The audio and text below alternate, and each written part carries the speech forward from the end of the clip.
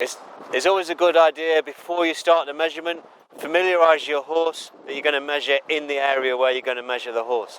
So I always walk and trot the horse in the area that I'm going to measure. Make sure I've got enough strides, count the strides, so that you need at least 20 strides to start the measurement in walk and trot, a minimum of 20 strides. So if it's a windy day like today, to measure the horse is a good idea. To walk the horse before the measurement, get him familiar with what he's about to do. You turn off in the time that you've gone to your measuring area. You can reactivate the sensors on the horse. Again, be safe. Make sure you're not in line to get kicked. So the sensor will stay active. The remote control will stay active for 2.5, 3 minutes. So once we've got all of the sensors active, then we're ready to measure the horse. So walk first, away. So you can see the rapid flashing lights, we're in measuring mode. So those sensors now are measuring Casper, and he can go out of range. You'll see as he goes out of range, the light's disappearing.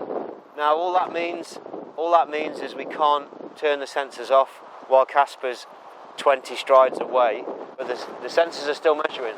They'll measure for approximately 24 minutes entirely, but that's a big measurement, so it'll take a lot to download. So most of our measurements will be 20 strides in walk and trot, between 20 and 50 strides, 20 minimum. Again, he's out of shot now, so you can see as he comes back into shot, sensors are starting to reappear, and once we've got 4 flashing lights, then we can deactivate the sensors once he's back where we are. So one press, single press, and we're back into standby mode. It's really important, don't be distracted too much by the measurement and not watch the horse. So as a farrier as well, you need to not only measure but also look at the horse in the dynamic aspects as well, walk and trot. So we're looking at Casper as well, we're looking at his placement on the ground, his hoof placement, fronts and hinds. Rotates laterally on the left hind, as we can see. There's a lateral rotation on the left hind. And again, he's so far out of view now, it's difficult to really look from this distance what he's doing, but we'll see nicely when he comes back towards us, his front foot placement on the ground as well. And what's really interesting, we guess at this aspect, we guess, oh, how is that foot landing, you know?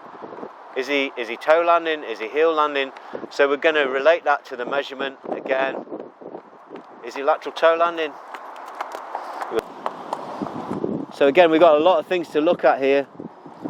We're looking at the left hind lateral rotation, the right hind loading laterally.